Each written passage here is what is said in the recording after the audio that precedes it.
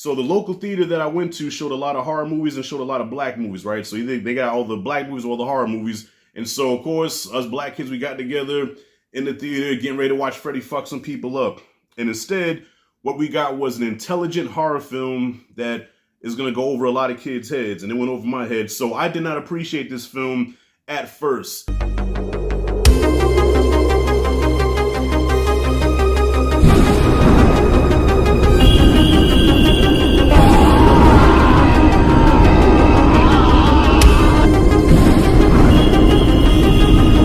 Alright, y'all, Freddy's dead.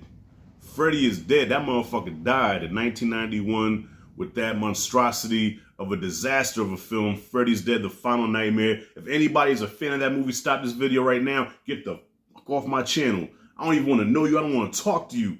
I hate that movie. Freddy's my favorite slasher, but that's probably my least favorite horror movie of all time. Worst horror movie of all time. Had to get that out of my system first. So Freddy's dead. Fast forward 3 years later, Wes Craven comes back into the picture and says, nah, I have to do a love letter to the fans of Freddy Krueger, to the fans of Nightmare on Elm Street, and we have to end this shit off right. So he comes with New Nightmare. So this technically is not Freddy. That motherfucker dead. This is, I guess, some demon entity that takes the shape of Freddy that's trying to come into the real world. But before he does that, he has to, I guess, play the role of Freddy and have the actors play the role one last time to get him into the real world. Something like that. This movie's meta as fuck. This is before Scream. So all the original players is back. John Saxon, Heather Langenkamp, Wes Craven, Bob Shea. Everybody plays themselves now. And Freddy, like I said, is trying to come back into the real world. So before I really get into this review, got to introduce my boy Darnell from Rejected Heroes Media. This is our, 4th collaboration. So we've been, let's see, we go back to Dream Warriors. This is our 5th collaboration, right? Fuck it. We collaborated a few times. I don't feel like doing the math in my head. So, I'm going to get to his thoughts right now. Before I get into my thoughts on New Nightmare. So Darnell, take it away, man. I ain't going to waste much time. The floor is yours. Wow, coloring me a little sad. It's kind of the end of the line, bro. This is the last movie in the Nightmare on Elm Street series. Our 3-year Halloween extravaganza is coming to a close. But we're going to end strong. What's up, all my YouTubers, subscribers, horror fans that like your boy Neezy and Rashad back again for another entry in our Halloween extravaganza. This time we're talking about the final movie in the Nightmare on Elm Street franchise, Wes Craven's New Nightmare. Again, thanks, big bro. It's kind of sad again. It's the end of the line, but I think I come to an end. And off on a strong note, because Wes Craven's New Nightmare definitely, like, I feel was a breath of fresh air after the shit that was... What was that? Freddy's Dead? This one was so much better, and I feel like because of the whole Scream thing, like, what came first, Scream or this movie?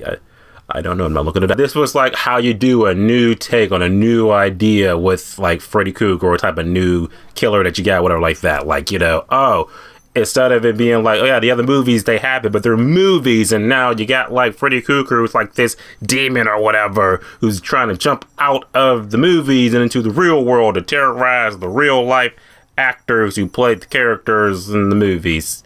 It sounds confusing when I say it like that. Just like Freddy's back again, he's here to kill off Nancy. This feels like a spiritual sequel to the original Nightmare on Elm Street. That's what I like about it. That damn dog. You want to be in the video, you just have to be in everything, don't you?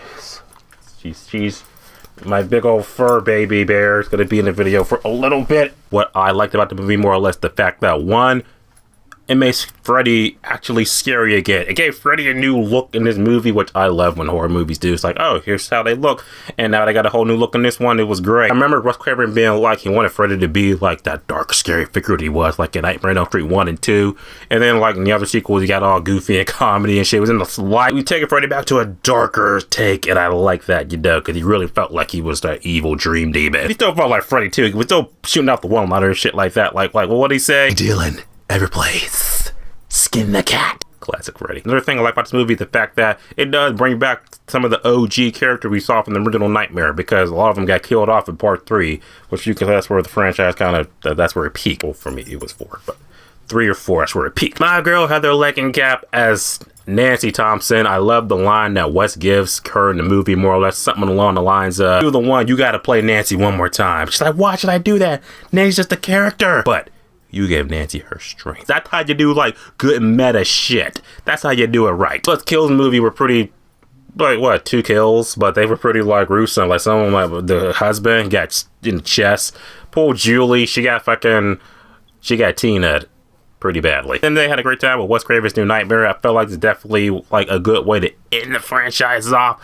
We were going to talk about the remake, but according to Rashad, that never happened, so no remake. So instead, we're going to do Freddy vs. Jason. That's the next one. So then, thank you, Rashad, for letting me be on your channel again for another edition to our Halloween extravaganza. I'm so sad it's over. I don't know what we're going to do next year. We'll figure out something. But until then, have a good Halloween. Enjoy your weekend. Stay safe. And send it back over to you, Rashad. All right, so listen. This movie is universally really liked by horror fans and by fans of Elm Street, and rightfully so. This is a good movie.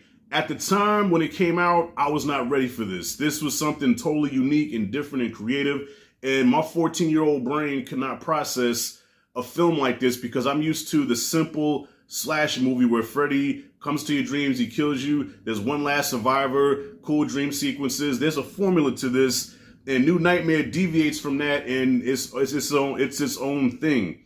All right, Robert Englund as Fred Krueger, or as the demon or whatever the fuck he is in this movie, they tried very hard to make him look scary again. They tried to bring back scary Freddy, but unfortunately the damage is done. This movie almost felt like Damage Control. It felt like a love letter to the fans of Elm Street, but also it feels like Damage Control because New Line knew they fucked Freddy up by making him mainstream, by making him camp, selling dolls and games and even candy. You can buy Freddy Krueger candy.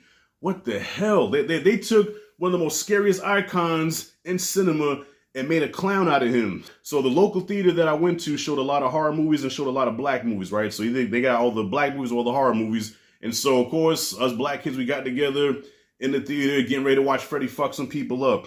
And instead, what we got was an intelligent horror film that is going to go over a lot of kids' heads. And it went over my head. So I did not appreciate this film at first.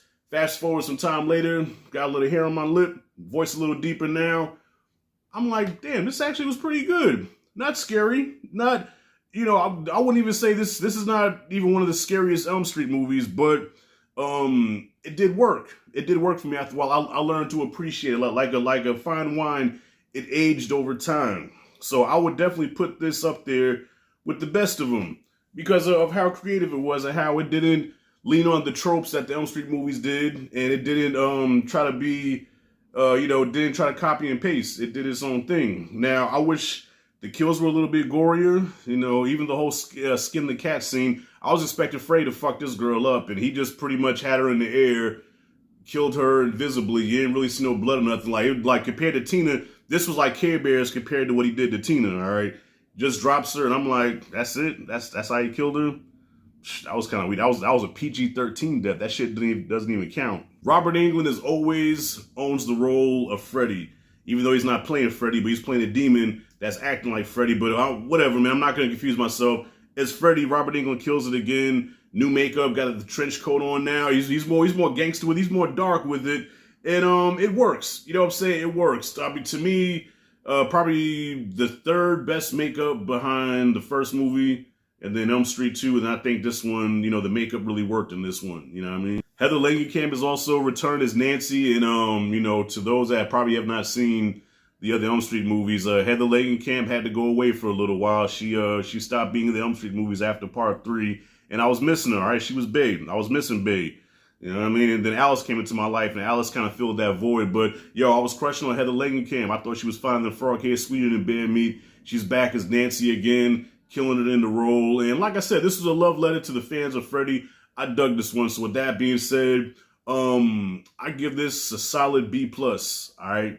Can't quite give it an A, but I give it a B+. It's one of the best of the series. Definitely better than Freddy's Dead. Better than Dream Child. I think it's a better movie than Dream Master, but to me, Dream Master has more rewatchability because of the creative kills. So that's what this movie is lacking, is the creative kills that Freddy's known for having. Now, Freddy is not known for his body count. I think Freddy probably has the lowest body count of all the slashes, but when he kills you, you remember it. And this movie really didn't have any memorable kills.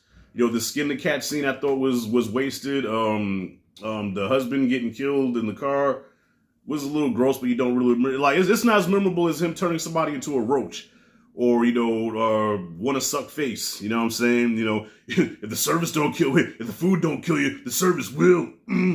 That was so fucking random. Anyways, B plus. Darnell, thank you for joining me. I'm glad you dug it, fam. Can't wait to talk about Freddy versus Jason. This is bittersweet because I enjoy reviewing these movies with you, bro. But yo, I think I got something in mind, something else we can collab on. I'm gonna need a couple of drinks to finalize it in my brain, and that's it, and that's all. So with that being said, subscribe to Rejected Heroes Media, by the way. Check him out. He reviews movies like myself. He reviews a lot of horror movies. All the new shit that comes out, he sees it 10 years in advance. All right, he sees it 10 years earlier than the rest of us see it, goddammit. So make sure you subscribe to him. That's it, and that's all. I'm out.